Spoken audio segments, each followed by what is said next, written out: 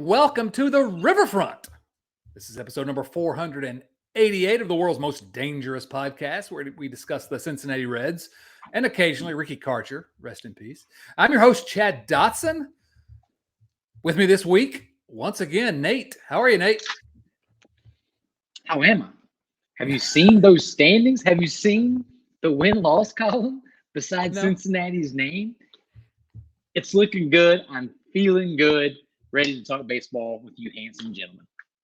Rock on. Also with us again this week, back again, the Podfather, Bill Lack. How are you, Bill? I'm great, man. I mean, how much more fun is it to talk about this team when they're winning? Have we ever done that before? I don't remember ever doing that. It's been a while. It's been a while. Well, let's recap where we are at the moment as we record this. As always, you're getting it in your ears and eyes if you're on YouTube. And if you are watching on YouTube, hit that like button and smash the subscribe button, and subscribe to us if you prefer the audio version as well.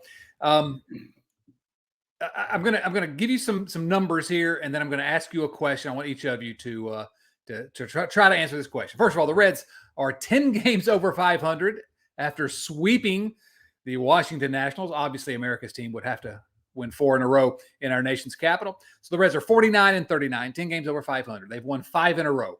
They've won 8 of their last 9. They've won 20 of their last 24. They have a 2-game lead over Milwaukee with 6 straight games coming up against those same Milwaukee Brewers. My question to you, I'm going to throw it to you first, Bill. Are the Cincinnati Reds a team of destiny? I don't want to say anything to that because I don't want to put the bad luck on them, the Mbulu on them. You know, if they're playing so well, I'm afraid to say anything. I mean, over the last month, they've played almost 800 baseball. I mean, that's big red machine numbers. I mean, it's crazy. Yeah, it's completely insane. I agree. I don't want to, jinx them or whatever. I feel like I don't want to say anything because I don't know how we got here. I don't know if we can stay here, but I'm enjoying it. But Nate, they seem to me, I don't know, they have some of these, what is a team of destiny? But man, I don't know. Every time I watch them, they have these crazy comebacks every day. I'm like, what's going on here? Nate, I believe you're muted here. This is our first muting related issue of the broadcast. It won't be the last. A team of destiny, I think by definition, is a team that somehow wins all of Luke Weaver's starts. Yes. I haven't lost a Luke Weaver start in like 2 months or something crazy. So yes, this is a team of destiny. And that's because Luke Weaver's pitched so well, right? That's why they've won all those starts. Yeah, ERA over 6 or wherever it is. The other thing that's amazing to me is it's not like one hot guy carrying them. It's somebody different every day. Almost literally, yes. Almost literally, yeah. I mean, I was on the Slack channel this afternoon, and I said, I think for the first time since he came up, McLean's starting to scuffle a little bit. He's struggling a little bit the last 2 or 3 games. But that means in Milwaukee, he'll probably go, 8 for 12 and hit 3 home runs. I mean, it just, you never know who's going to be the hero that day. And what Senzel, your guy Senzel today, Chad, he was the man today. That was the Nick Senzel game. Absolutely. And we may talk about that in just a moment, a little bit. That's it. That's perfectly indicative. Well, let's just talk about it, I guess. The Reds in the sweep today, they finished it off. Nick Senzel makes an incredible game-saving catch. And then the very next half inning leads off the top of the 10th with a 2-run home run. First pitch, wasn't it? Very first pitch, just a bomb. And Nick Senzel's a guy who he's had actually, I think that's his 3rd walk-off this year. So he's had some moments, but he's not. We talk about the great lineup, and he's not really part of it. But yet he's still. You look at this lineup some days, and literally at least 1 through 8 there are no easy outs in there. Right now. It's really just I guess we can diagnose this to death, and we probably will. But the odds that all of these kids would be ready at exactly the same time are off the charts. No one could have predicted it. And that they would all come up and all be successful. Right. Nobody came up and struggled. I mean, Dela Cruz did. Maybe you could say he did for a game or 2. And then, you could have said he was struggling right-handed. But now he's gone, 6 for his last 6 right-handed? Yeah. I think he catches on pretty quick. Well, Will Benson struggled a little bit early on, but what was he, 1 for dynamite. 26? 1 Yeah. for 26, went to AAA. And boy, you got to like that. A guy that goes down, works hard, figures it out, and then when he gets back up here, gets that opportunity and he grabs it. Yeah, absolutely. And Nate, it's not just we talked about McLean and De La Cruz, the first round draft picks, but Spencer Steer. How good has Spencer Steer been? That's Bill's guy. I think Bill might get mad at me if I guys bring him up. Spencer Steer has been the most surprising piece of this puzzle for me. I expected him to be pretty good. I thought he would have a solid, just utility man role, and he has had a utility man role, but he's done it to the tune of an OPS that's getting close to 900 if he has a couple more big games, and those are all-star caliber numbers. Spencer Steer has, to use Bill's favorite term, Swiss Army knife. The Cowboys said it today in the broadcast. He's like a Swiss Army knife, but every blade is sharp. I don't remember seeing somebody that's this willing with no edge, no sort of agenda. He's just like, yes, coach, whatever you need from me, I will do it. But somehow he does it extremely well. How he can play plus defense at 5 different positions on the field is crazy to me when we've watched other incredible athletes not be able to move from the infield to the outfield at all. It's a disaster. And he just comes up and does it from day one. His story is just about my favorite thing on this team so far. Wasn't he predicted to be the leading hitter and by one of the predictions, the Fangraphs? Yeah. So the fact that he's playing very well isn't a surprise to the experts, apparently. Well, I would say that ranking was more of an indictment on the rest of the roster than it was Spencer Steer being particularly good. That makes Well, to me, can we go back to Senzel for just a second? Oh, I would love to talk about Senzel. Yes, please. Don't you think that if they're going to make a move at the end of July, he is probably the most likely person to be moved? Well, maybe, but what value does he have? Depends on what he does between now and the end of July. Yeah. And he's only playing part-time. He's about to get more expensive. Going forward. Yeah, definitely. Possibly. But again, it's going to depend on what his actual value is on the market. He may be more valuable to this team as a utility guy because he can play a lot of positions as well. Which comes back to Steer. If you'd have told me Mr. Steer was going to have these numbers, I would have said, wow, he's probably in the mix to be to be playing in the All-Star game as a third baseman. And as it turns out, he's barely played third base this year because of everything that happened. And with the unique kind of roster crunch that the Reds are faced with now, what a just amazing stroke of good fortune to have a guy like Spencer Steer, who he's played 17 innings of first base in his entire life before the season. And he started most of the games this year at first base. Not that first base is shortstop, but it's still not easy to step in at the major league level and play that position. You put him in the outfield, where he's barely played in his career in the outfield, left field, right field, and he's just been perfectly cromulent. And so he's a good athlete. He is his foot speed is way better than people think. This guy's a player. He's a guy that is he going to be the star of this team? No, not with Elliot De La Cruz around and probably not with Matt McLean. But he may end up being one of these guys that everybody says, "Oh, that's the most valuable guy on this team in some ways." He's a guy that I just think the world of, and I've been trying to come up with an ex-Red comparison to him. And I really don't have them. You and I were talking about it a little bit on texting the other night. And I said, maybe Pete, just for the versatility and a hitter, but he's faster than Pete ever was. And he is a better defender, I think, than Pete ever was. Yeah, definitely. So I'm not sure there is a Reds comparison to him. And he's not way above the line in any one category. He's just really good at a lot of things. Yeah, well, those guys are valuable. That's extremely valuable. So let me just throw a stat at you here. I guess it's not really a stat, but it's a figure. It's an anecdote.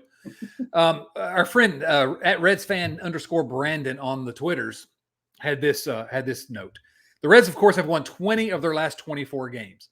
Only 4 other teams in the entire history of the Cincinnati Reds have ever won 20 out of 24. Now, I'm going to go through these for you here quickly. 4 teams.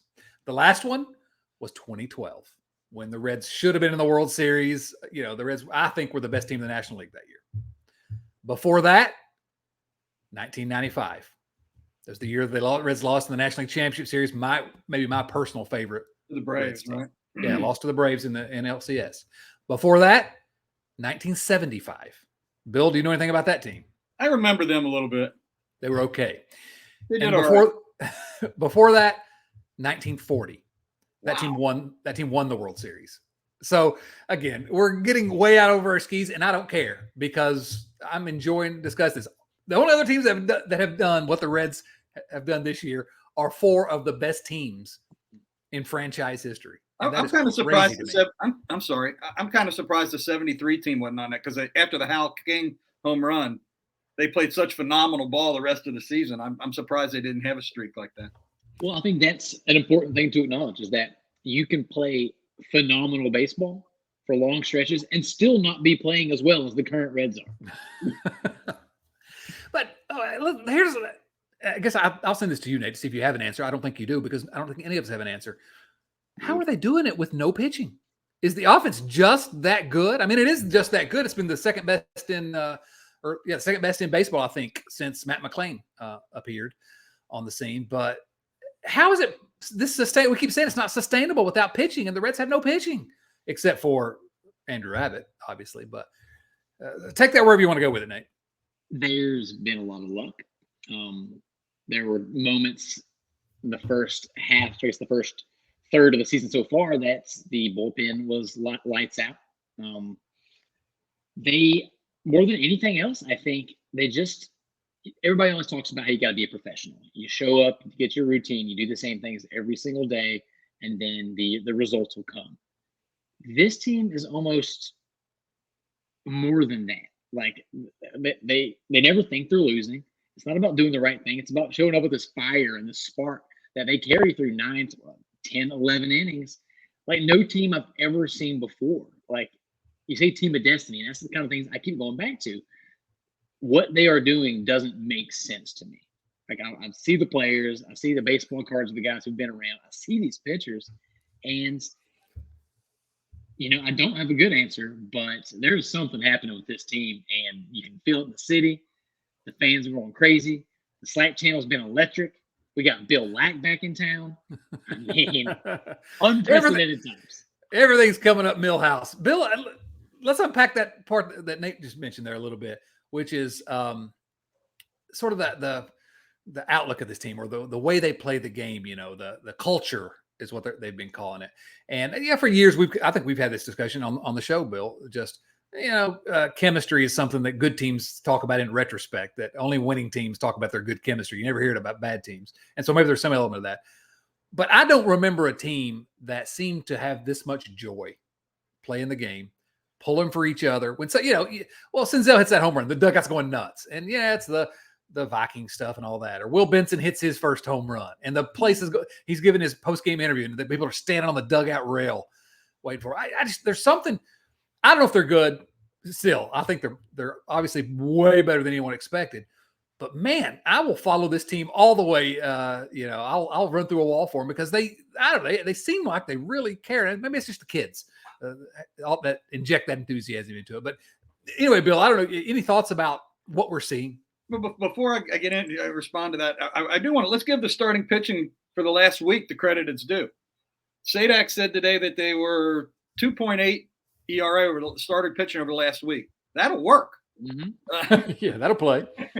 Now, I'm not going to tell you that's going to hold, but, if we can keep it somewhere or under 4 till August, when we hopefully get the studs back, I'll take my chances. Yeah. But to answer your question is they do seem like the other night when Steer hit the one, I think it was Friday, to win the game, they damn near declosed the guy on the field.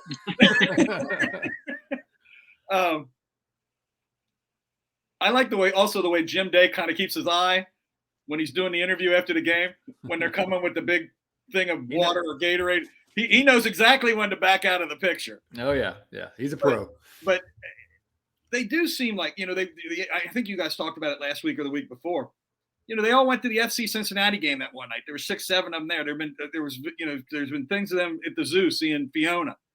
I don't ever remember in my memory, and that goes back a long way. I haven't lost all my memory yet, but But I don't ever remember. Now, with social media and all that stuff, you're going to know more about that now than you ever did in the past.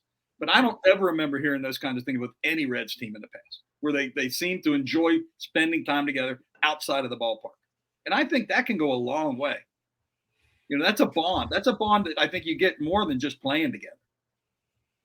Yeah, no, I agree. It's something unlike anything I've seen, and I don't know. I'm just enjoying riding this wave while we can. Let's talk. I'm having a Fresca.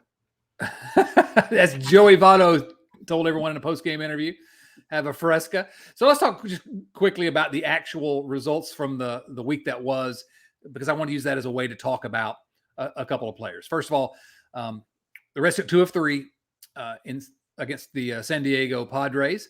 Game 1, Spencer Steer, we already talked about him, but a walk-off home run.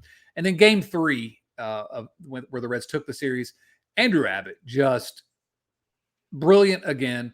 And so I want to take just a moment, because the offense gets all the headlines for good reason. And we worry about the pitching for good reason, I think. But what Andrew Abbott has done, I know the name that Bill's going to invoke here in a moment, but what he's done in the first 6 games of his big league career is nothing short of mesmerizing. He's 4-0. I had it pulled up here. Let me pull it back up. There we go. 4-0, a 1.21 earned run average. He has 42 strikeouts, 13 walks. His ERA plus is 400. What's his whip? His whip is 0.884. That's pretty good. That'll get it done. You asked that, and I looked over real quick, and I just started laughing. I'm like, that looks made up. Yeah. I mean, obviously, he's a University of Virginia guy, so I'm whatever. I've been talking about him, but it's just astounding to me. And again, it just like the hitters that we didn't expect to be this good this soon. This is a pitcher that they've desperately needed him, but has gotten way better than we expected, way quicker. Nate, thoughts? Well, my favorite stat for Andrew Abbott right now is he's averaging more than 6 innings per start. That is something that this team needed in a bad way. With the way the bullpen's been overworked, and we're starting to see some of that trickle down right now. The bullpen has been a lot more flappable than it had in the first few months of the season of late. Andrew Abbott has been just unreal. And that game 3 you're talking about, what were his numbers? 7.2 innings pitched. I think it was the first time he's gone into the 8th in his pro career, which is just wild. 1 run, 12 strikeouts, only 4 hits, and 1 walk. And that was a big, obviously, games at this point in the season can only be so important. But that was a rubber match against a team with one of the most explosive lineups in all of Major League Baseball. Winning that game was going to be a statement, and losing it might have said something, or you never know what could just get planted in these guys' minds. These young guys are impressionable, maybe. I don't know.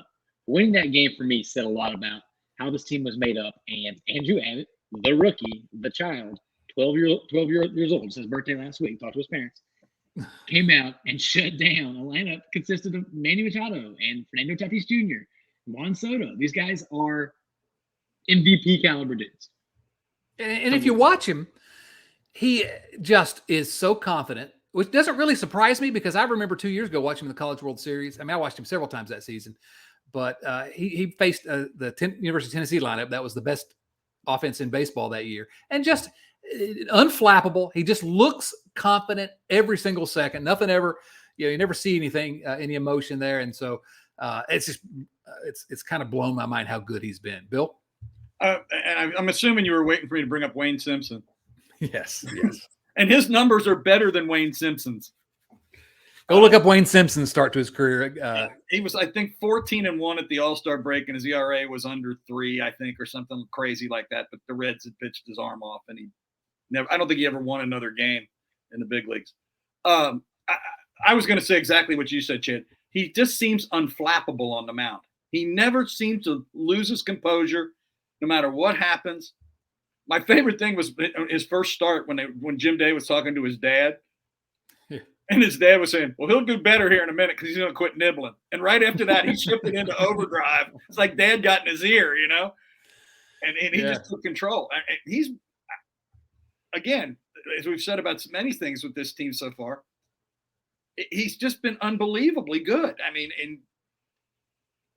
to a point that nobody. I mean, he's what was it 6 weeks ago or 8 weeks ago or 6 weeks ago or so? He was pitching in Double-A. Yeah, yeah. And I think that's sort of indicative of what we're seeing from all of these rookies, with the exception of that small moment at the very beginning of the season when Will Benson seemed overmatched. Since he came back, but all the other rookies, and we're talking about Steer, and we're talking about McLean, we're talking about Elly De La Cruz, they have seemed like they belonged since day one. And to have kids at that age, so mature, so confident, it's amazing. It's astounded. I don't know if y'all saw. It's astounded everyone. I don't know if y'all saw the MLB Network clip of Brian Kenny yesterday, just marveling over how these guys are so good so quick and all at the same time. It's fun to watch. That's true. All right, so then we move to Washington game 1. Oh, wait a minute. Before we get out leave the San Diego series, in the blowout game that they got beat in the middle, Williamson pitched pretty daggone well, and the bullpen imploded. So the game looked worse than, I mean, his performance was pretty daggone good. He's put 2 good performances in a row together. We should probably also touch on that game 1 real quick, just because there's Ashcraft's return from the IL, and he went 6.2 with 102 7 Ks. You know, I got to bring up my boy Graham. So 3 hits. That's that Spencer Steer walk off. Matt McLean, the 2-run bomb to tie it. Yep. When I think everybody thought that the game was over, and then Spencer Steer walking it off to win it, and an electric atmosphere. Should not go unmentioned. Elly had 2 hits with a double that night. Stevenson had 2 hits with a home run that night. But you're right. And Ashcraft only gave up 3 hits. Thanks for going back to that game, because that is something I wanted to mention. That's, again, indicative of the never say die attitude here. First time in Major League history that a rookie hit a game-tying home run, and then later a different rookie hit a walk-off home run. First time in the history of the Major Leagues. And there was never a moment there when you think, well, they're out of it. For some reason, this team, I just sort of feel like, well, they may not get there. They may not climb the mountain, but they're going to try. They're going to be scratching and clawing to the end. It's fun to watch. But you don't turn the TV off before the game's over. No. And you do turn the television on when the game is starting. And I can't say that I expected in mid-July that the Reds were going to be must-watch television for so much of, the viewing public. I'm not talking about us. We would have been watching them anyway, but it's just, it's unprecedented. So they get to Washington. Joey Votto hits a home run in the 3-2 win. As I refuse to let Bill talk over me, I'm running this train. You can squeeze in whatever you're going to say in just a moment. But Joey Votto is who I wanted to talk about. He gets the home run and showing some signs here in the last week of being Joey Votto. And he said in his post-game interview, I think that was the Have a Fresca interview. He said, "Look, I've been swinging the bat well. I haven't gotten the results." And his batting average on balls in play was like 48 or something. He said, "But I'm swinging well. It's going to come. It's going to come." And then we're starting to see it. We're starting to see it a little bit. So, Bill, I'll go back to you, and you can digress into whatever you were going to say. And then if you want to have some comments about our friend Joseph Daniel Votto. Okay, first, you were talking about the fan interest. And we weren't, we can talk about the attendance, which is since Elly came up. It's the other thing is, I've been known to be in a saloon now and again to have a beer, when the Reds games are on. I know that's hard to believe. It is, yeah. But my wife and I were out. We were at a local saloon, local place here by our house last night and watched the beginning of the game. And it's the first time in years where people were actively cheering for the Reds as the game was on, that were sitting there watching. I can't remember the last time that happened. It was almost like being in a bar on a Bengals game. Yeah. And this team lost 100 games last year. Wait a minute. I had the number here. Where was it?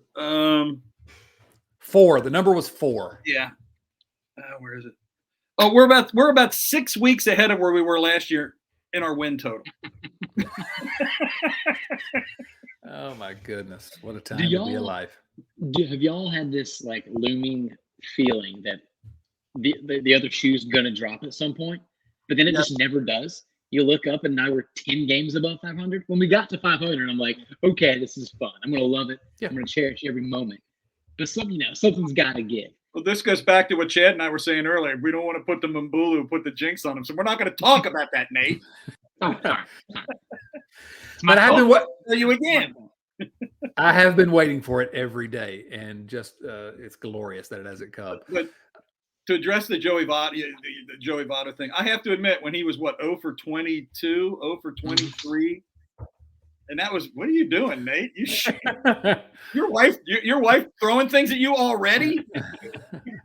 She thought you were about to have some Joey Votto slander, so she came in hot. But yeah, I have to admit, I was starting to be concerned. But that was before he had gone public with saying, I was having good at bats. I wasn't getting the results. It's coming. If Joey tells you it's coming, believe him. believe Joey. Now he may say that when he's 0 for 46.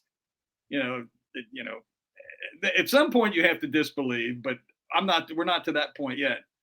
But it's kind of tough when he's 0 for 22 or 23 or whatever he was to continue to believe. Friend of the program, Jason Linden. I can't remember the exact stat, but he pulled one up a couple of days ago, and it was essentially saying that Joey Votto, and to paraphrase, he has by far the highest hard hit ball percentage on the team, and he has by far the lowest batting average on balls in play. The guy's crushing balls. He just isn't right at people. Yeah, right now. Wow. I would never have guessed that in a million years. So thank you, Jason.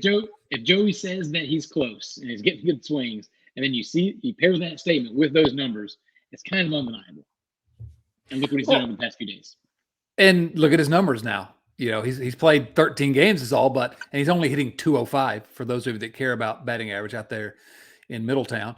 But 340 on base percentage, 545 slugging. His OPS plus is 129. And yes, small sample size, and he raised that a lot in the last couple of days. But also, no. Let me kick in real quick. Small sample size, nothing. He's been doing it for almost 20 years. You're right. The biggest sample size. You're right. Bill, argue with us. Nope. This is not one you're not going to take that bait, are you? All right. I was born on a day, but it wasn't yesterday. Game 2 of the Washington series, another person that we probably need to have a discussion about, who we have sort of avoided having a discussion about for reasons. But game 2, the Reds win. Jonathan India hits 2 home runs. Reds win 8-4. Again, I was happy to see that. It was a brief moment of excitement in what's been a really rough stretch for Jonathan India.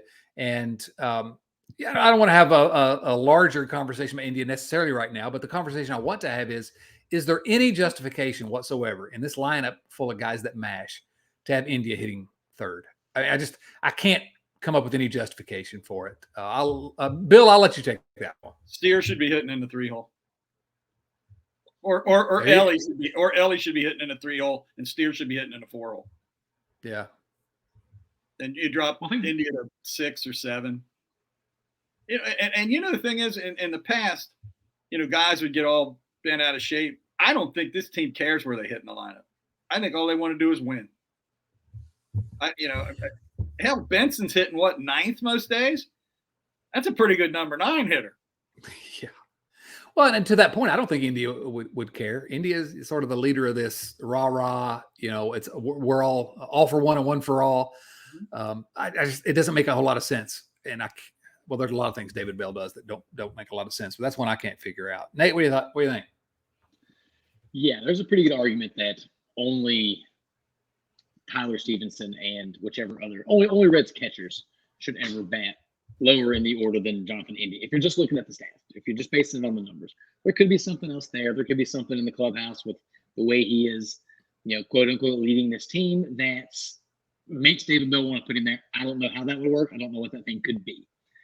But he looks like he might be coming out of it a little bit. The Cowboys been talking about how his swing was leveling out, which is kind of what he was doing early in the year. And he seemed to have made some adjustments that were not working when he got put in the 3-hole, trying to be more of that power guy that he tried to be last year with little to no success. If he can start taking those leadoff man approaches in the 3-hole with the pop that he has behind him, I think that could turn this lineup into about the scariest thing that the National League's seen in some time. But that said, no, he shouldn't be batting third. You don't. When He's he was, taking at bats away from Spencer Steer, and that's criminal. when he was really struggling, it looked to me like he was chasing a lot of stuff up in the strike zone, and wasn't catching up to it. Well, that's another reason he shouldn't be batting third, because Matt McLean bats second. I don't know if you guys have noticed. That guy just mashes fastballs up in the zone. It's true. It's true. I've never seen anybody hit more fastballs up in the zone. Game 3 of the Nationals series, the Reds win 9-2. Two guys I want to talk about. Well, 3. First of all, another home run for Joey Votto plus a walk. I want Nate to wax poetic in just a moment about a second consecutive good outing from Graham Ashcraft. But I want to talk about Ellie De La Cruz. We spent far too little time talking about Ellie De La Cruz. So Nationals manager David Martinez complains about the knob on the bottom of Ellie De La Cruz's bat. It's evidently a bat sensor that, to whatever. It was approved by MLB, I'm told, before the season or before his first game, I guess. I don't know. Well, he complained about the umpires make him take it off that first at bat. And so how does Ellie respond?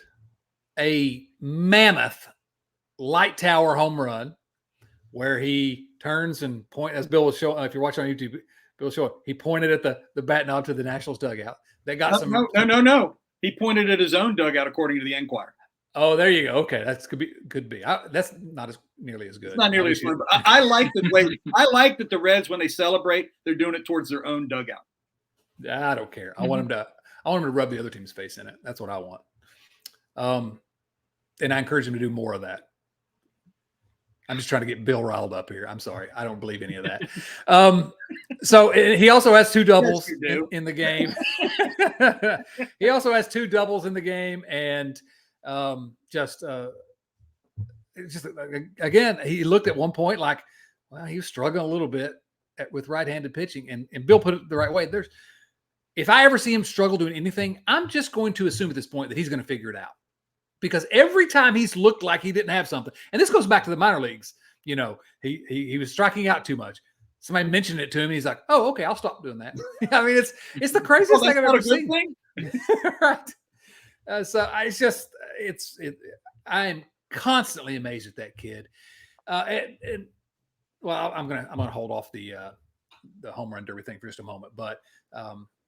That was fun to watch, I guess, is what I'll say. Now, Nate, I want you to talk about Graham Ashcraft. You can also, if there's anything you want to say about Ellie, you're certainly welcome to do that as well. But how big is it? We talked about Abbott, but how big is it that Ashcraft, who had been struggling hard and not looking good, has come back now and is showing some flashes? That could be huge for this team. They have to have somebody else step up. They need Hunter Green to come back and be the Hunter Green we know it can be. They kind of need Nick Lodolo to come up and be a legit number 2. If Abbott's going to be that 2-3 guy, or that number 1 guy who keeps up what he's doing now, then the ceiling for this team goes through the roof. But if Graham Ashcraft can come in and solidify the middle to back end of this rotation, it just changes the trajectory so much. I was worried. I did not show it very often because I have firmly planted my flag on Ashcraft Island, and I have to stick to that.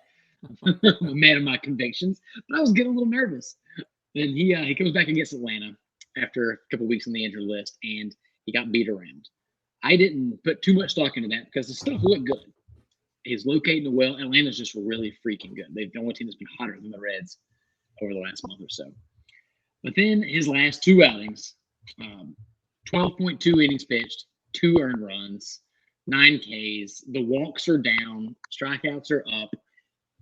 I don't know if he's back because you can't read too much into a weird Padres team that has one of the scariest lineups ever, but for some reason can't do baseball things. And they Washington Nationals team, which is one of the most poorly managed ball clubs I think I've ever seen. But nobody on this planet outside of maybe his family is going to be happy for Graham Ashcraft to be doing Graham Ashcraft things. He got the smelling salts, they go bad after a while. So somebody got him a new bottle. He's hitting it in there. We're making things happen. What I liked about, again, I desperately want to believe that he's the guy that Nate hoped he was going to be. But I thought was interesting in the start against Washington. Again, Washington's not a good team, but he struggled early on. He struggled with his command, and he figured it out. in-game adjustments. He figured it out and ended up having a good start. So I think that's encouraging. Bill, any thoughts on Ashcraft? I want to go back to the middle game of the Washington series, or the second game. Kennedy pitched pretty well for a guy that was pitching in the independent league, a month ago. Hats off to him for that. Ashcraft, like you said, he struggled the other day in the first couple innings, and he's grinding through. He got through both innings. I think he maybe had given up one run early. I can't even remember that for sure. But by the third inning, he started rolling. And the only thing got him out of there was pitch count. I mean, he was never in trouble again.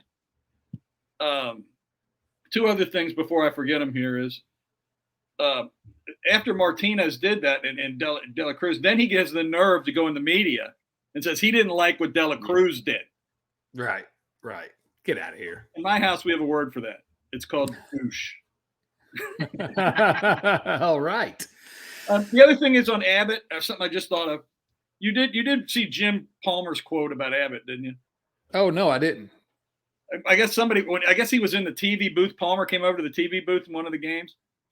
And he said, somebody told me this guy was not going to be any more than a number 4. Said, if he's your number 4, you're going to win a lot of World Series. Yeah, not just one. No, that's a fact.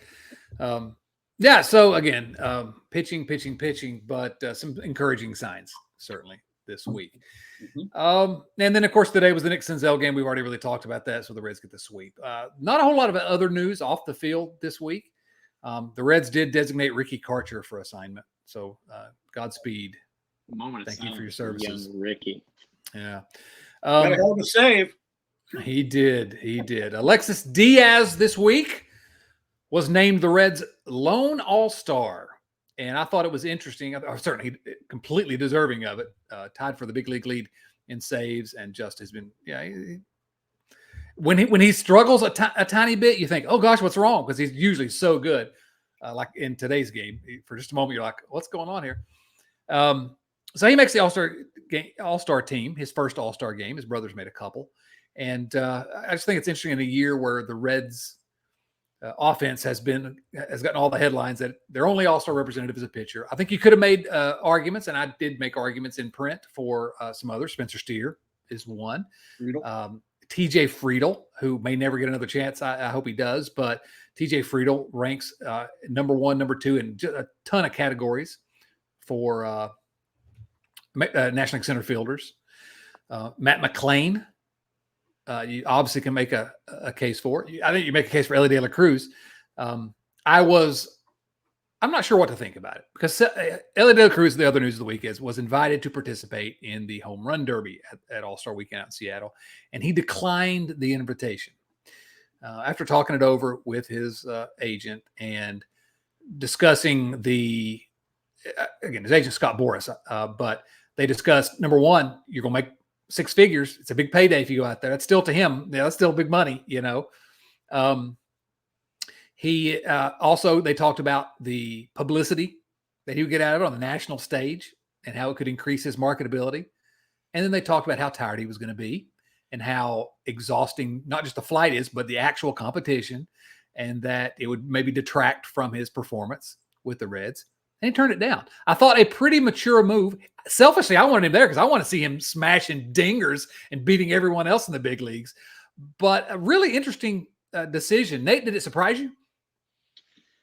A little bit. The sheer baseball fan, the guy that just wants to be glued to the home run derby, would have wanted him to play. Kind of like you said, the Reds fan in me is happy with the decision he made. Also, important for context, though, is like at the time, because he had an incredible series against the Nationals. But leading up to that, he'd had a rough few games. And there was some buzz around, people love to hate in this world. So people say, you're hearing people say, send him back down. He needs more time. He can't hit lefties or whatever. Well, maybe that played into it. I don't know. But I think I'm always going to be torn. I hope we get to see him in 10 more of these things later on. But the guy's been in the major leagues for 6 hours. Let's let him figure that out first. Well, Bill, I want to get your thoughts, but first I want to say this. The fact of the matter is he's going to be forced, well, not forced, you're never forced, but he's going to be forced to fly to wherever the All-Star Weekend is looks like many times. Okay, he's going to have his opportunity. He's not just going to be there for the home run derby. So I think we're going to get a chance to watch him. If that guy never makes an all-star team, I will eat my hat. You heard it here first. Bill, thoughts on him not declining to participate in the home run? Whether he did it for the reasons he stated or not, I like the fact that he did it. I also think he's only like Nate said, he's only been up here for a minute. I don't want him out there. Todd Frazier said he didn't want him to do it, and I'm not a home run derby guy anyway. I've never watched the home run derby. I've watched parts of it. I've never sat down and watched the whole thing from beginning to end ever. To me, it's like it's batting practice. I don't care. Once again, you're wrong, as you usually are. Every time I am never wrong. Wrong about everything. Love the home run derby. Even when I'm wrong, I'm sure. Confident about it. And the other guy's not making it. I think Steer will always have a chance to get, if anything, his versatility is going to be a problem for him for making the All-Star team. I do feel bad for Friedel because I think he's having a career year. He'll probably never have another year this good. And this may have been his only opportunity. And I feel bad for him. But when the team's playing this well, I don't want them out there. I want them here, concentrating on for the second half of the season. And I know that, but you don't get any closer to winning the pennant at the All-Star game. It's true. It's true. I don't think you can really say that any of the Reds were snubbed, despite how great the offense has been. McLean's not been here. 45 games. Well, yeah, I forgot to say that. The McLean, and that's the other thing with McLean and Ellie, is they haven't been up long enough for me to be real serious consideration. Right, right. Steer, I think you can make a good case. I'm still hopeful that at least one of these guys will get, because there's always injuries, there are always replacements. But Friedel's the one that I'm hoping for, because he's the sort of prototypical comes to the big leagues late, may have a short little peak here where he's pretty good, but we don't know how long it's going to be. And so this may be his best opportunity. I really hope, because he's been dynamite. He's been absolutely dynamite. Oh, yeah. And so, would love to see him get an opportunity. Nate, thoughts on the quote unquote snubs? Friedel is the one for me. Would have loved to see McLean in there also, but probably not if it meant that we only got one of him or Friedel. If you just go by the stats and just go by position, and we all know that's not the case. It's name recognition. It's the market you play in. TJ Friedel has been either the best or second best center fielder in the National League, no matter how you shake it. There are other guys out there that have played more positions, that have played some center, but more of other positions. There are guys that hit for more power, and there are certainly guys that are named Mookie Betts. TJ Friedel has had a better year than all of those center fielders. Brandon Nimmo is the only one, center fielder specifically, that has had, maybe you can argue, is having a better year than TJ Friedel. So that stings. One thing I want to post to you guys is this is kind of blowing up on Twitter a little bit. Do you want Alexis Diaz, to pitch in the All-Star game? No, not at all. I don't even want him to go, but no, I want him to. I want him to go and wear that uniform and enjoy the festivities and just rest the entire time, because he's showing some wear. He's tired. So, well, you guys want to answer some viewer mail questions? There's a few in here that are pretty interesting, I think, that'll get us some good conversations. So these questions, as always, come from our friends at patreon.com/riverfrontcincy. That's patreon.com/riverfrontcincy, where you too can join the conversation. And Bill mentioned it earlier, but for the low price of $2 a month, you can get a discount if you go yearly on that. You get to join our Slack channel, and it has been what Twitter should be. It's a bunch of guys having fun together. Nobody yelling at each other. We're just all talking Reds. Not just Reds. There are channels for everything. For example, we discussed briefly the latest Indiana Jones movie, which I saw this past saw on Independence Day. So lots of stuff. Come join us. First of all, if you join the crew at a certain level at patreon.com/riverfrontcincy, you get to join the Beer League softball team. We have a new member this week, although somebody's going to correct me, because I feel like we've shouted him out before, and I don't know if I'm saying that wrong, and you were here and then you left and didn't come back, Mike. I'm sorry. Your name shouldn't seem familiar. Maybe it's just because of interacting with you elsewhere. But Mike Bittenbender. All right. Do not watch the YouTube video of this because Bill's saying insane things, writing them down and putting up to his screen. Mike Bittenbender. Mike, thank you so much for joining the crowd. You should have received your Slack channel invite. And what position is Mike playing on the beer league softball? I have a thought, but I'll let you guys weigh in. What do you think? Go ahead, Nate. I haven't gotten any major inspiration here, but first I do want to acknowledge it. That's an awesome last name. I love it. Incredible. Yeah. I feel like you already played in the majors at some point. I'm going to go slick fielding second baseman who has a weird 3-year span where he's got a lot more pop than he ever did before, a la Brett Boone. He's on steroids. We're not going to say that. No, we're not. Yeah, we're not accusing him of that. We don't test in the beer league. See, I see him as a crafty reliever. You know, when your starter can't get the ball over the plate anymore, and you bring this guy in, and he's got a really weird delivery. You know, he starts with the Johnny Cueto softball, pitch. There we go. You know, he's a crafty guy. You know, he pitches. He gets about 12 feet of arc on it, and drops it right on the plate. I'm going to have to pull rank on you guys here because I think something different about Mike Bittenbender. I think Mike Bittenbender is 12 years old. He broke his arm last summer. And when he came back, he had this incredible fastball.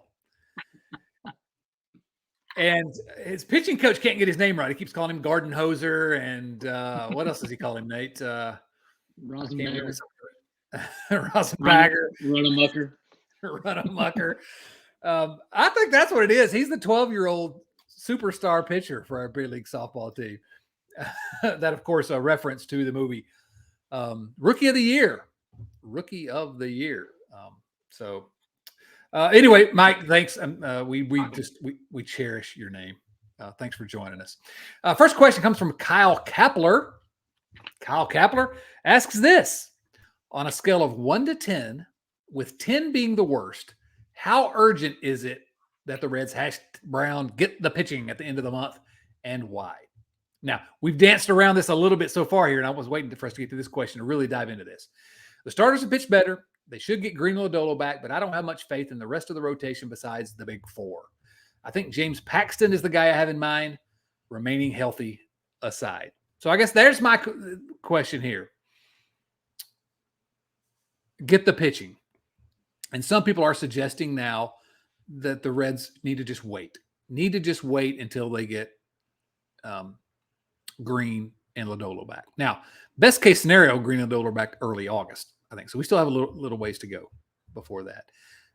To my mind, the Reds, it's imperative the Reds get some type of a veteran starter at the All-Star break. It may not be possible because the price, a lot of teams are going to be looking for starters. But I don't see, with the lack of depth and the lack of, yes, Green and Lodolo are coming back. Are we sure they're not going to get injured again? Are we sure that they're going to be good immediately? Are they sure? There's so many unknowns. And when the margins are so thin, when you're depending on, we have no depth in the pitching staff. You're bringing guys out of the independent league, finding guys wandering around a cornfield in Iowa and putting them on the roster to pitch a few innings. But yeah, they will come. Yeah, if the Reds are serious about competing right now, and they have to be serious about now, everybody's going to say don't mortgage the future, and I'm not suggesting you sell off everybody to get whoever, but these chances don't come around all the time. The Reds are 10 games over 500. Okay, in 2012 they weren't this far over 500 at the All-Star break. They need to improve the team, and the one area where they have to improve the team is pitching. So I think they still have to get somebody. Am I wrong? Bill, tell me how I'm wrong. Well, and we haven't touched on this today, is the bullpen got better this week. We got Derek Law back. We got Santillan back today. That improves the bullpen dramatically, I think. I would agree with you about the pitching, except I have two caveats. One is we're at least a year ahead of schedule. So I'm not willing to mortgage the future. It depends on everything comes down to cost. If we could get a reliable starter for Nick Senzel and somebody in AA, okay. But do you want to trade CES to bring in a pitcher? See, I saw two different head shakes there. And I'm with Nate. I wouldn't.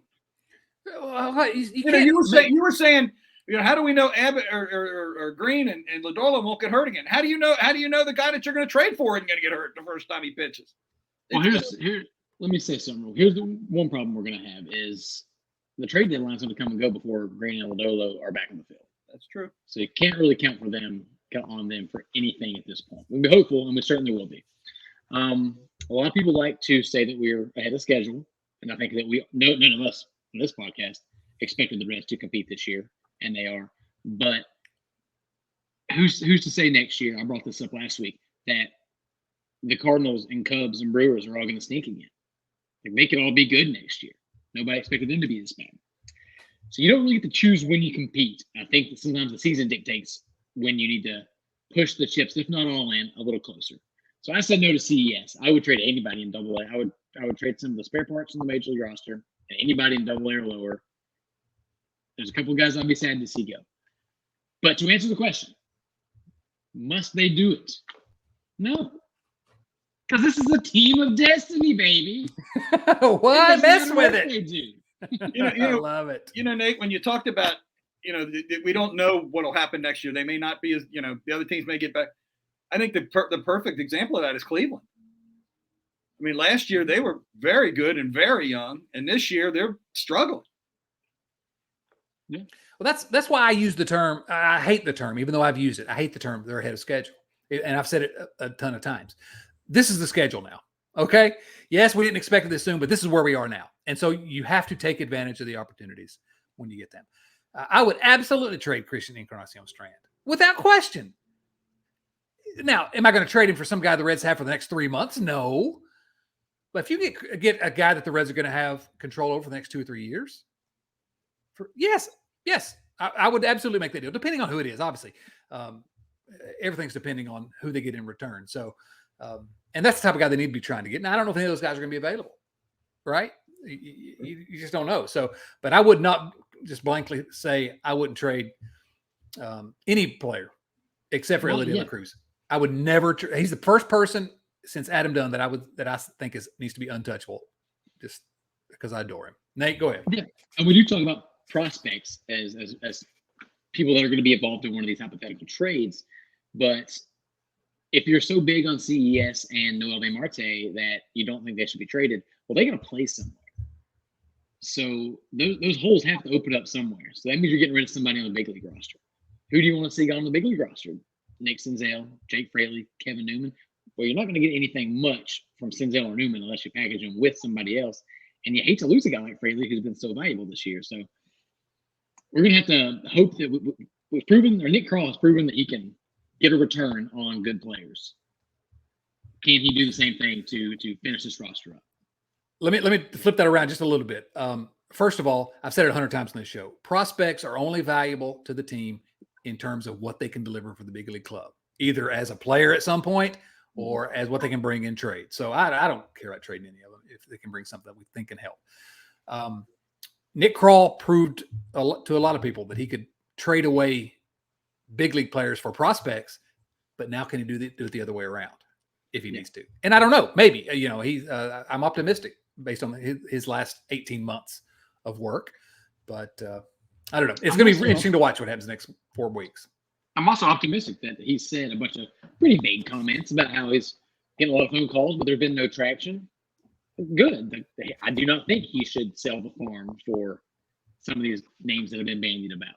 But if the right deal is out there and he can find it, you kind of have to go for it. No, you don't. They're a team of destiny. They don't need it. You already said that. That's how many times the Reds have made the playoffs in my life. You need one more, right? You should be older then. No, don't do that. It's not fun. I don't have enough fingers for how many times they made the playoffs in Bills like that. So Kyle's question was on a scale of 1 to 10, with 10 being the worst, how urgent is it that you get the pitching? 10 being the worst. I'm not sure I understand that scale. The most, 10 being the most. The most urgent. Okay. Most dramatic need. I think it's 8 or 9. It's a 7. 6. How do you all live with being so wrong all the time? Just agree with me, and we'll be happier. I'll be happy. We just don't talk to you except for an hour and a half on Thursday nights. There ain't nothing worse than dealing with a lawyer. I'm telling you. Seth Shaner says, I made the comment on Twitter the other day that while it was fun to beat the Nationals, I felt badly for their fans. This is because they are what the Reds were a year ago in a lot of ways, and somewhat like what I feared the Reds would look like this year. How lucky are we to be witnessing this masterpiece of a season? Well, we're very lucky, and I'll let you all comment on that, but I don't feel I don't feel sad at all for Nationals fans. Nope. They got a world championship in the recent past. You know, I'll deal with the nonsense if you get a championship out of it. Nate, what do you think? Don't feel bad for them at all. Won that World Series recently, like you said. I've got a few Nationals fans in my life, and they are all temporary Reds fans, it seems like. Are coming out of the woodworks, big LA supporters. And also, I went to a Nationals game back in, I've been to quite a few, but specifically, I went to one in like 2009 or something. And the Reds were terrible because the Reds are often terrible. And I was wearing a red shirt. And as they were leaving, the Reds got beat. People in the stands were heckling me. I'm like, you guys have I've been a team of this franchise since the day I was born. You've been a fan of this franchise for 30 minutes. Shut up and go. Leave me alone. So screw you, Nationals fan. Singular, one guy. It was rude. How dare he? Bill, I want to give you that last question there. How lucky are we to be witnessing this masterpiece of the season? That's basically what we've been talking about the whole time, right? Yeah, very. I mean, it's been amazing the amount of fun, and we're halfway through. Let's keep the magic going. I mean, roll it into Milwaukee this weekend and win a couple games and go into the All-Star break and come out and win a couple more. And we didn't really talk about that much. We didn't talk about it at all. And that's the other something else that just percolated through. We talk about how bad our division is, and how bad the records are and everything. But the teams the Reds have been beaten, for the most part, are not bad teams. They played good ball against good, even though the series they lost against Atlanta. Those games could have went either way. I ran into a Braves fan at a restaurant the night, and I said, that was a great series. He said, man, that was a great series. So, even though I think they're 1-5 against the Braves this year, but I don't think many games have been decided by more than a couple of runs. I think they're all been one-run games. Yeah.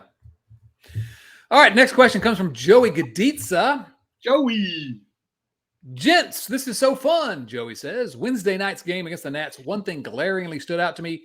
1 through 9 in the lineup. Everyone got at least one hit. How do you prepare for a lineup like that? The keep rolling Reds, baby. I guess is what he's speaking in Canadian now. I'm not sure what that meant, but and I don't know if that we've sort of talked about that. That's what's been amazing is that there are no weak spots in this order, except for sometimes the number 3 spot in the order for some reason.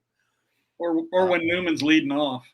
Well, when David Bell does that. And even I joked about India hitting third, but it's not really a weak spot either. His numbers are average. It's not like he's or maybe slightly above average overall. It's not like he's killing the team. Andrew Williams throwing out there real quick that Tyler Stevenson, by the way, is sporting he's back. 850 OPS over the last month. So he's still a terrible defensive catcher. There he is. Bill has arrived. Bill has entered the chat. He can't handle a ball in the dirt. He can't get them long legs down and block him. Oh, my Lord. Question for you guys. They're talking about the lineup. and going back, I'm going to go back to Benson for a second. Before the end of the season, will he be playing every day? No. Should he be and will he be are different questions. Yes, they are. I don't think there's a spot for him unless some people get hurt every day. Where does he play? You think Fraley or Senzel is going to play, assuming one of them or both of them aren't traded, but you think they're going to play against left-handers no matter what?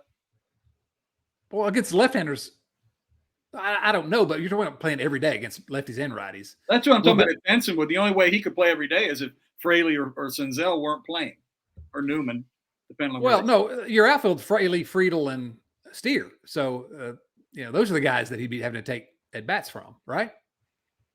No. The question would be if Benson takes, if he's going to start getting lefty on lefty at bats. Yes, that's my question. And I don't know where you fit him in. Well, I mean, when he's on the bench right now, most nights, Senzel is playing for him, or Fraley is playing for him. I don't think David Bell is going to forego the love, the passionate, zesty, spicy love affair he has with the Senzel platoon splits. Okay. Yeah. I think he should. Will Benson has really good looks and polished at bats against lefties these last couple of weeks. And I would love to see him get a lot more opportunities against lefties. I would love to see Joseph Daniel freaking Votto get more opportunities. And I would also like to see Mr. Reverse Platoon himself, TJ Friedel, stay at the top of the lineup against lefties who he matches. Yeah. We're good vibes only here, so I'm not going to rail on David Bell for his ridiculous pinch hitting for Votto, but refusing to pinch hit for Kevin Newman. Just, with Votto and Benson available against a right-handed pitcher, letting Kevin Newman bat and hit into the old play. We're not going to mention that, though. I was going to ask you about David Bell's, sometimes that he manages like it's Little League, like everybody has to play. Everybody has to play. And it's true, though.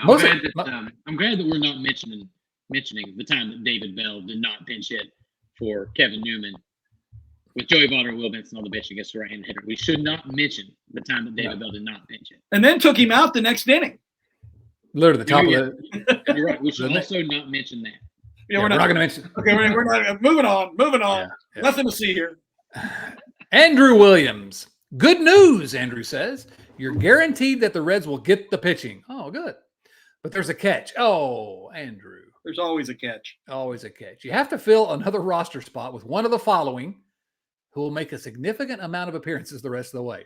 Now, this is a ludicrous question, and I love it dearly because it's something.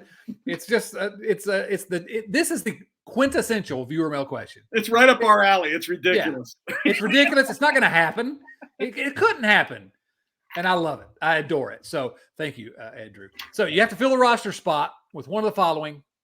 Who's going to pitch a significant number of times the rest of the way? 2022 Hunter Strickland, 2021 Sean Doolittle, or 2014-2015 J.J. Hoover. No baseball reference lookups, he suggests. This is an easy one to me, but either of you have a quick answer? I'll take J.J. Hoover because he's old and his arm will fall off. He's old. Okay. It's old. He's old. I am turning 65 tomorrow, just to let everybody know. Speaking of old. I'm going to go with happy birthday tomorrow, Bill. Thank you, brother. It's going to be rude of me. Thank you. I'm going to go with Sean Doolittle because if he's awesome, we like it when UVA players are awesome. If he's terrible, we get to give Chad a hard time because his UVA guy is being terrible. That's it. Sean Doolittle's the answer. Yeah, win-win for everybody. Make fun of Chad or, hey, you get a good pitcher. All right. You can do both. You could get a good pitcher and still make fun of Chad. That's generally what happens here on this show. James Urban has a request that I think all of us are going to jump on board. Can we skip the All-Star break and just keep on rolling? This team is special. Yes, the answer is yes. We can skip the All-Star break. We have to convince the other 29 teams to do that, though, and that might be difficult. And we started to touch on this a minute ago. 6 consecutive games coming up against the second-place Brewers. The Reds have a chance to put some distance between them and Milwaukee anyway. And the Cubs and Pirates are 8 games back, so they're not threatening right now. This is a real opportunity. None of this is must win. We're still July, but what an opportunity to create a little bit of distance. What if they can win 4 out of those 6? All of a sudden, we got a 5-game lead at that point, 4-game lead. I can't do math. Math is hard. 2. Yeah. If they just win 2 out of 3 this weekend, the vibes are going to be immaculate. On the road, where they've been playing very, very, very, very, very well. Yeah. Yeah, absolutely. And then win 2 out of 3 at Milwaukee, and then we come home after the All-Star break, get the Brewers at home. Now, the Reds been playing great on the road, but oh man, it'll be rocking. It'll be rocking.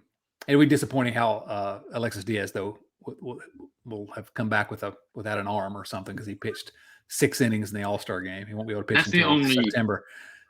The only argument for the All-Star break at this point is to get that bullpen and Alexis Diaz a freaking rest, man. Yeah. But I'm glad the Brewers manager isn't the head of the All-Star team. There you go. You'd have Diaz start and pitch a complete game. Yeah. Oh, Mike Perry. Mike Perry. Who deserves more credit for the team's success? David Bell or Nick Krall? David Bell or Nick Krall, who deserves the most more credit for the Reds' success this year? My answer is neither. I mean, if I have to choose between those two, I will. My answer is Cincinnati's player development team. They really revolutionized it under Dick Williams a couple of years ago, and what they've done to get these guys ready this quickly. I think there needs to be some more written and more talked about the player development group in the Cincinnati, because this doesn't just happen. This number of guys coming together at the exact same time. So that's what I would say. But if I had to pick between Krall and Bell, I say Nick Krall. I mean, he went out and got a bunch of these guys. Not all of them, some of them he inherited, but I have trouble giving David Bell. I think David Bell has done a better job than he gets credit for managing his bullpen, because they've been fine most of the season, and there are no names out there hardly, except for Alexis Diaz. I think he's done way better than people have given credit for it with that.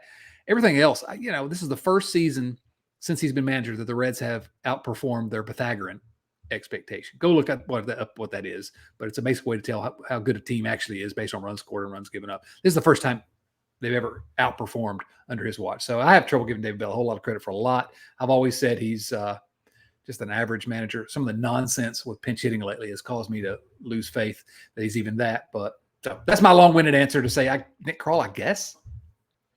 Yeah, the only thing I'll add to that is to agree with Nick Krall, but for a different reason, and that is Nick Krall did get us Will freaking Benson. There you go. It's Krall. It's Krall. When you were talking about the player development staff, though, Chad, wasn't there a tremendous amount of turnover, though, when Williams left in player development? There were a couple of key, Kyle Bodie and then the hitting coordinator left at the exact same time. Yeah. But there wasn't a ton. But first of all, they had put things into place.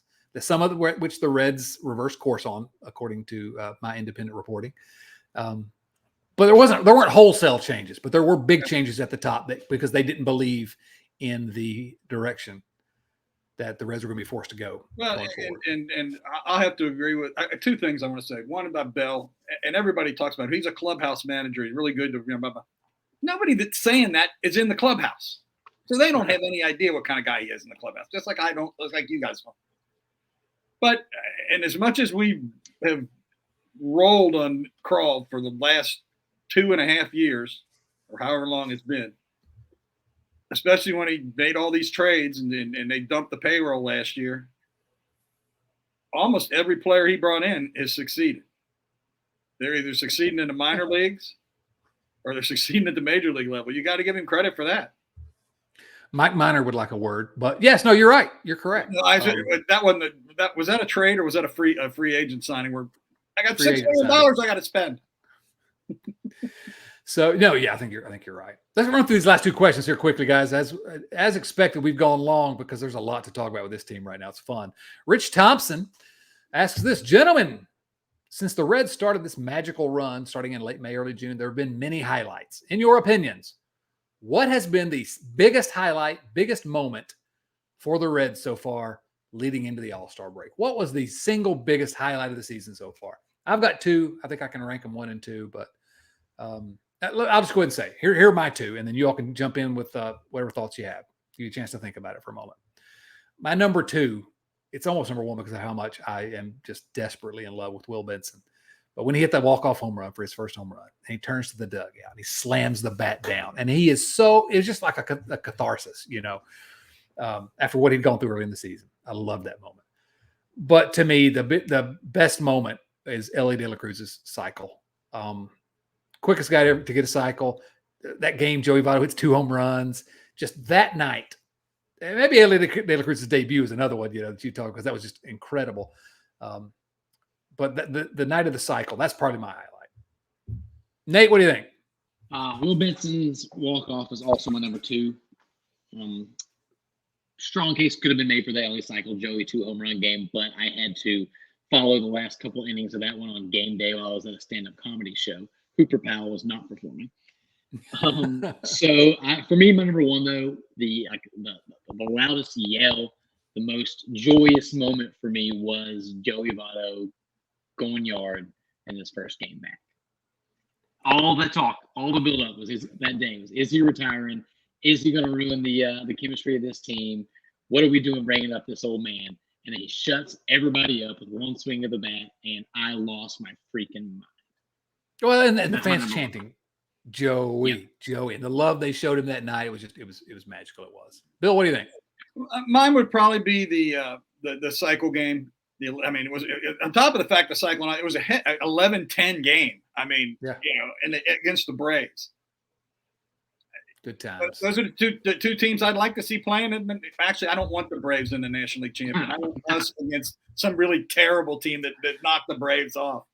Absolutely. And then Friday's game is up there for me also.